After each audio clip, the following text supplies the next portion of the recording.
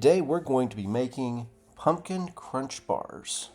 Yep, pumpkin crunch bars. We have made these a couple of times now. They were quite popular both times, so we figured that this might be a good recipe to share with our channel.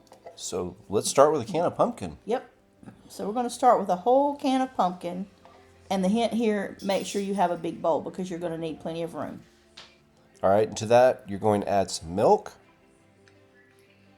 And some eggs. I think that's 3 eggs. Yep, looks like 3 eggs. And I believe that is some cinnamon, maybe a little bit of pumpkin pie spice. And then you're just going to mix it all together. Best to use a whisk and whisk it all together. Yes. You could use a hand mixer with this if you wanted to, but that might make too big of a mess since you've got a lot of liquid here. So I think the whisk is probably your best bet for this particular dessert. But you want to make sure that you get it very well combined. You don't want any lumps in your pumpkin, and you want to make sure that you get all your spices really well mixed in. So once you have everything mixed together there, you want to make sure that you put your sugar in also. Yep. Now you can add it with all the rest of the ingredients, but it works pretty well if you just add it in last as well. Give it a quick whisk and you are good to go to the next step. But make sure that the sugar is very well combined. You could even just take just your finger and get just a little bit of the mix on there and rub your 2 fingers together to make sure that you don't feel any sugar granules, because you don't want the sugar to not have mixed it in well. All right, that next step is to take a baking dish and make sure you spray it down and coat it with a piece of parchment. This is probably the number one thing that you don't want to skip. Yeah, you have to do the parchment. And make a saddle basically out of your parchment. Let it overlap on each of the long sides of your dish. And then pour in your pumpkin mix. And be careful that it doesn't get outside that parchment. Yep. But be sure to get all that in there. That's all your flavor. And then you can do a couple of things. You can either let it set up, or you can immediately put on your cake mix. Now, I would recommend that you let it set up in the refrigerator for a little bit, just to firm it up some, and then you're going to sprinkle. This is 1 whole box of yellow cake mix, just the cake mix. You don't add any of the other ingredients to it.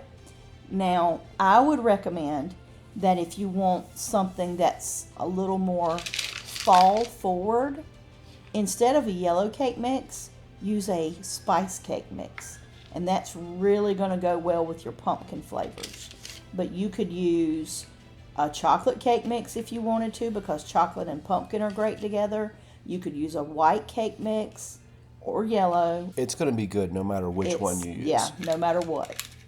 But you're just going to put it on there. No mixing of anything. Just spread it over your pumpkin mix. Don't stir it. Don't do anything. Just make sure that it's nice and flat and even. When I first saw this, I thought, well, is it going to sink? Will this cake mix sink into the mixture? And the answer is no, it does not. It will stay on the top. Which is why you don't want to stir it, because you want defined layers in this particular dessert. And now we're going to go in with some candied pecans. We're using 2 bags of them. Yep, from the Emerald. This is the Emerald brand. Any glazed pecan will work. Any glazed, candied, whatever. And there's no need to press them in or anything like that. Just kind of spread them out a little bit, just so they cover the top of the cake mix. Pretty evenly, yeah. Pretty evenly. And then on top of that, you're going to gently spread your melted butter. And you want to try to get that melted butter to cover the entire cake mix. Don't leave any white spots if you can help it. That may be a little hard. Sometimes you may have to tilt the pan a little bit, but do your best. And then into the oven. And then you're going to flip it, just like we did here by using a cookie sheet. And you flip it onto another piece of parchment. Yep. And then peel off the parchment that you baked it in. If you skip that parchment step, you will have just the hardest time getting it out of your baking dish. It will be a mess. Right. So avoid the mess. But you're going to let this cool completely at this point. This thing should be cold. Yeah. And then you're going to put on your whipped topping, otherwise known as Cool Whip. Now, if you wanted to make your own, you could certainly do that.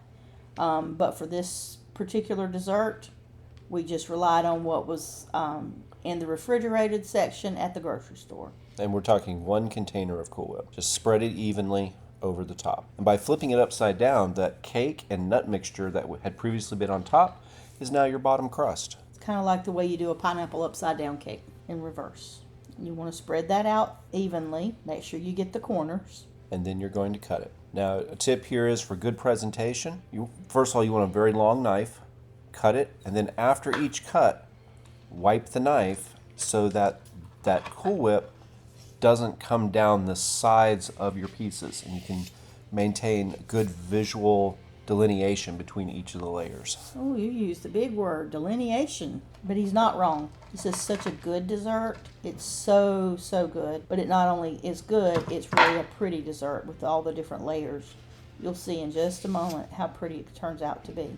And of course, if you're a pumpkin lover, then this is right up your alley. If you're looking for something to take to a tailgate, or you may have something going on at work, we actually took them to Thanksgiving. So perfect for anything where you're feeding multiple people, and you may want something different than a cake or a pie. This is kind of a combination of both.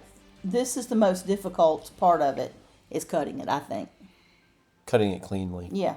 Take our tip, use a long knife, wipe it between cuts, and be patient. There's a gloriously wonderful dessert waiting at the end. And this is what it looks like when you're done. It's a great little recipe. We think you'll love it. And watch this video next for another great idea. Don't forget to like and subscribe. Bye.